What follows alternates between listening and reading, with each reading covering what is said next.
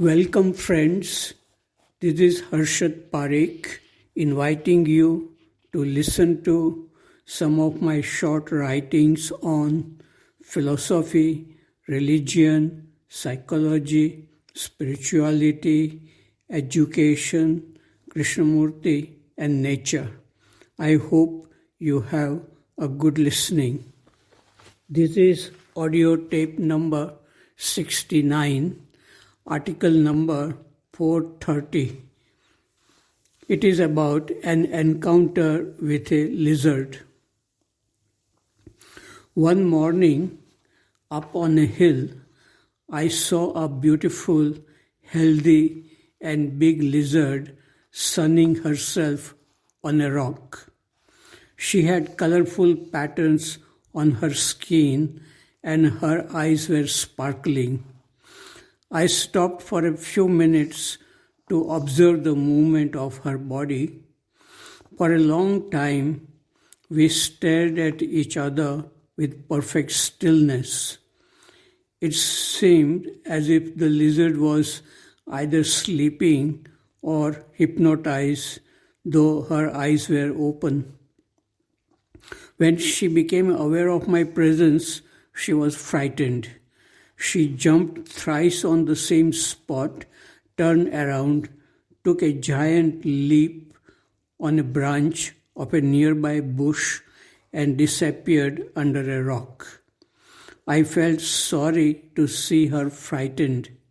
A voice within said, "This lizard does not need your admiration and blessings. She is searching for some insects for the breakfast, and she is also searching for some another lizard so that she can reproduce herself and fulfill the purpose of her life. You are like a giant to her. Won't you be afraid if a lizard of the size of a tall tree stares at you? Would you have the courage to look into her eyes? Leave these lizards to their own world in the darkness under the rocks. They are secure in the darkness. Do not think that they are lonely and fearful. If you wish to bless them from far in the stillness of the mind and in the calm ocean of the heart." Article number 431. It is about being nothing. We do have enough time to relax, to purify our mind and heart by looking within without a motive, just to observe what is. But we keep ourselves busy with reading newspapers, watching TV, surfing through internet, chatting on mobile. We try to escape from ourselves through various activities. Living in the world of matter, we feel that something is better than nothing. This nothing seems useless and frightening to us. We strive to be active, occupied, physically and mentally. But this nothing is the source of peace, clarity, goodness, and love. It is a state of freedom. Our human society admires becoming, achieving, conquering, even if that leads to deeper conflicts and it is damaging to the body and mind. It is extremely difficult to come out from this conditioning. To see this clearly itself requires freedom to just observe the mind as it is. Article number 432. It is about Theosophy. Yesterday, I went to listen to a speaker in the Theosophical Society. He spoke about the philosophy of Theosophy. He said that Theosophy looked at the past lives of people, whereas Aurobindo looked at the future evolution of humanity.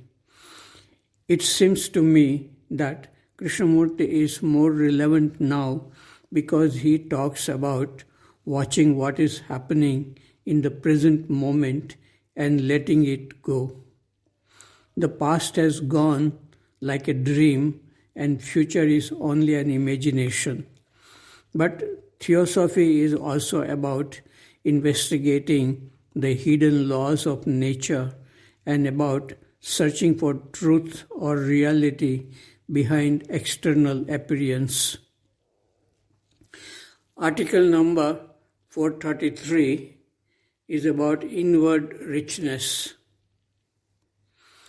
In gift shops in big cities, there are thousands of man-made beautiful things. It is good to see them, but there is no desire to buy them, to bring them to my room. The empty room with space is more beautiful than man-made material things. When you have spacious mind and heart, full of love and peace, the world is yours. You do not need to possess it. In this state, you are the world. There is no greater richness than this. That is why Kabir says, Tere paas हीरे मोती, मेरे मन मंदिर में ज्योति, कौन हुआ धनवान? It means, you have diamonds and pearls. In my mind there is light. Who is rich? Article number 434. It is about the world as I see it. When I am in my hometown, I read newspapers carefully. I read about politics, wars, violence, and corruption in India and in many parts of the world. There are news about accidents, natural calamities, murders, suicides, competition, desire to become rich and famous. When I walk on the streets of this city, I see garbage, young men gossiping and smoking. I see mobile phone shops full of customers and beautifully illuminated jewelry shops. People rushing in cars and on motorcycles. Films are made mostly about violence and corruption.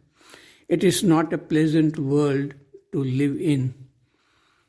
But one can manage to survive and also create happiness within oneself by walking in a park, looking at flowers blooming on trees, hundreds of birds flying in the sky in the evening. One needs clarity, goodness, and love to look at the beauty which exists in the world outside. One can also discover the treasure buried within oneself if one is able to look deeper into the nature and structure of our thinking and feeling. It is possible to live with happiness and love in the inner world of dreams and to make these dreams real in the outer world of relationship with human beings and nature. Article number 435, it is about women in India. The goddess Amba, who is worshipped during Navratri festival, is not only beautiful but powerful too in the imagination of artists and most worshippers. She is riding on a lion and she has 8 hands. She is carrying a sword, a bow, a trident, a mace, and a chakra. She can kill powerful demons. Then a question arises in my mind, why women in India are so weak and abused in their own homes. A 29-year-old woman with a degree in engineering committed suicide recently. The reason was that her husband and his family demanded too much money in dowry. She had already paid 20 lakhs, but the husband demanded more and she was fed up with life. Some other question also arise in my mind. What is the value of such education which prepares people only to earn money but do not prepare to live with clarity, dignity, and happiness?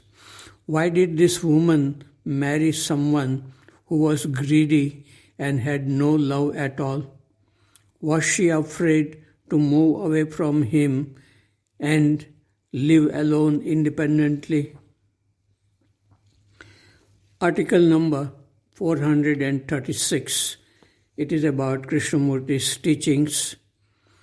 Krishnamurti's teachings cannot be understood properly by the thinking mind. A simple, fresh, and attentive mind can see quickly the truth behind the words of enlightened masters. That is why Krishnamurti says, freedom must be at the beginning to see things as they are. Article number 437, it is about pride in money. This is written by Ramakrishna Paramhans. The possession of money makes such a difference in man. He is no longer the same person. A Brahmin used to frequent the temple garden. Outwardly, he was very modest. One day, I went to Konagar with Hriday, my nephew. No sooner we got off the boat than we noticed the Brahmin seated on the bank of the Ganga. We thought he had been enjoying the fresh air. Looking at us, he said, "Hello there, priest, how do you do?" I marked his tone and said to Hriday, "This man must have got some money. That is why he talks that way." Hriday laughed. A frog had a rupee which he kept in his hole. One day an elephant was going over the hole,